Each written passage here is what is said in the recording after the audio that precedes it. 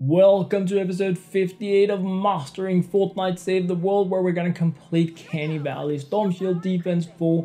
I've been sharing my base building designs and everything in the previous videos where I pretty much just started this account, bought the Metal Team Leader pack, played through Stonewood, reached Plankerton, then I completed Ventures Blasted Badlands Season 1 and got so strong that I decided, hey, let's go to Twine Peaks. Who cares if I'm only in Plankerton? And that's pretty much the process that I'm in right now, completing 11 Storm Shield defenses and 2 Launch the Rockets in a row. And this is Canny Valley Storm Shield Defense 4, where we have a lot of husks coming that can do nothing about my base whatsoever.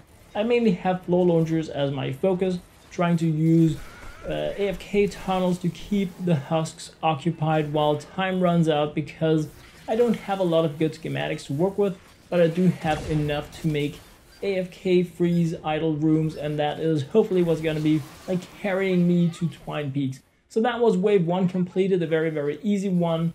Anything that is just wait X amount of time is something that is very doable for me right now, because my walls are strong enough to withstand almost any kind of beating at this point. It's probably gonna change.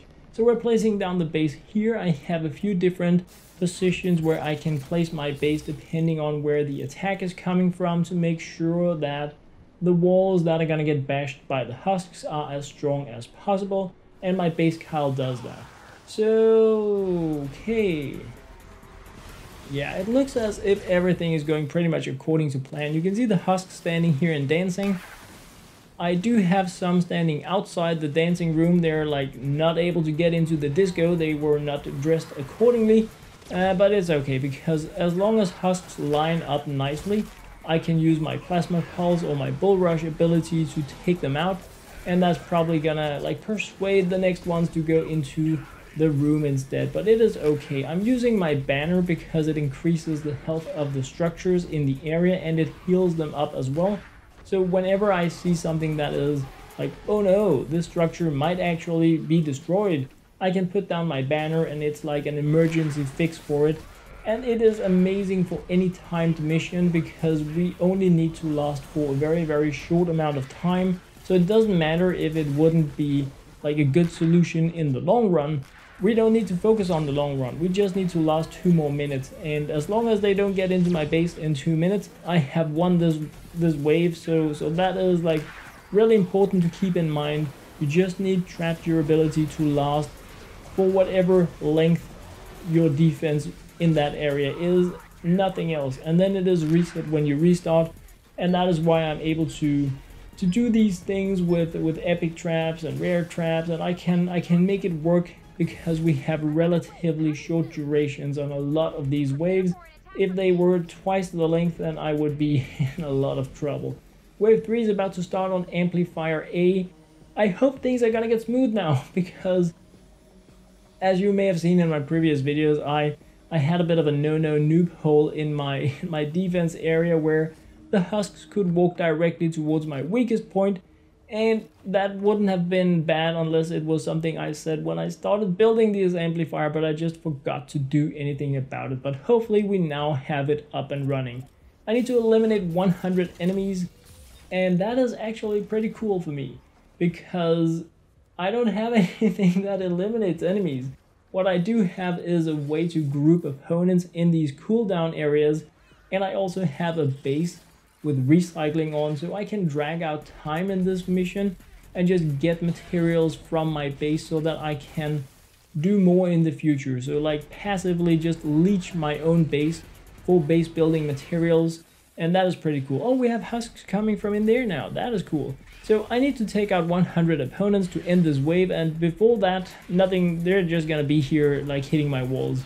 So whenever I see a good cluster of opponents, I can put down my Plasma Pulse grenade kind of cray, and it will area take out, like as you can see here, almost like 15 opponents. When I see them in the cooldown room, I can go down, do the same, or I can use my Bull Rush, so I can take them out in like batches of 10 or more opponents just by using my abilities. And while I wait for them to come off cooldown again, I can go back to my base and I can get more resources so that I have more to work with for the next Storm Shield defense, so possibly I don't need to farm as much for base building. So it is really cool. I love when we have these relatively limited elimination missions. If it had been like eliminate 1,000, no. If the husks had been stronger, no. And they're gonna get stronger. As we move into the next 2 Canny Valley Storm Shield defense missions, when I have elimination rounds, I need to start using traps. It's not gonna be enough because we're gonna need to take out a lot of opponents, and they're gonna have pretty high health count. So I need to start thinking about how do I take out husks, and I have already prepared for that in that I have my ceiling electric field traps that I can put at the top of my cooldown tunnels, but I'm not gonna make it as part of my default design, because if I do that, it will also take out husks when I don't need them to die. So that is why I haven't placed them yet, and I will be placing them when they are needed, wasting the resources because they won't be respawning, but that is okay. So my changes to this amplifier looked like they were working like a charm, and we had an elimination and not a timed one, but we managed to last quite a bit of time. I was several times up to get resources from my recycling ability, so that amplifier is great now. Really great. I should have made it like that from the start, but it is what it is. Back at the Storm Shield defense, where I think things are gonna be really peachy as well. It's a timed wave. I have more floor launchers. We have they're being propelled by the tornado. Amazing. I probably need to start thinking about making my 3rd cooldown room for the entry area here. For Storm Shield defense 5 and 6 can be really tricky. As you can see, husks are walking right off my launcher there because the cooldown is pretty bad on it, but yeah. I'm not really sure if I need to do a 3rd or if I just need to change the perks on my launcher, but I think for now I'm gonna be making another cooldown room, but we will look more into that in the building of the next Storm Shield defense. So that was pretty much completing the Canny Valley Storm Shield defense 4. Not really much to it. The bases are doing their job. Things are working pretty much like a charm, so that was really amazing. Nice to see that the builds are holding up now that I have like fixed the small bummers that I had made along the way. 5 mini llama tokens, that is great because I need so many training manuals. I really need to start thinking about how do I reach power level 58. Wow, this is crazy. I mean, one thing is doing 11 Storm Shield defense missions, another thing is reaching power level 58.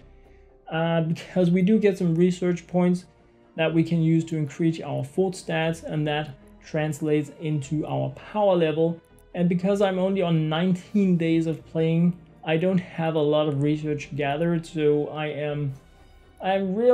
have to rely on my survivors for power level, and I'm not sure how I am going to reach power level 58. I mean, I'm very low on training manuals and pure drops of rain, but we're gonna look into it. It's gonna happen. I mean, I'm not playing 22 hours doing 11 Storm Shield defenses and not being able to do the last launch of the rocket. If I gotta YOLO it and recycle every single one of my heroes and schematics, I will do it. That is the plan. Unless I can't win the missions, but if I can win the missions, I am also going to get the power level, that is for sure. There is no way I'm going on this journey without reaching the end. So next video is going to be Canny Valley Storm Shield Defense 5 building. Then we just have winning that, building 6, winning that, and then hopefully survivors and launching the rocket and getting to Twine Peaks. It is crazy if I can reach Twine Peaks in 20 days. I'm on day 19 of logging in now. It's gonna be so cool. Thank you very much for watching, guys. I absolutely love you guys. Thanks for your support.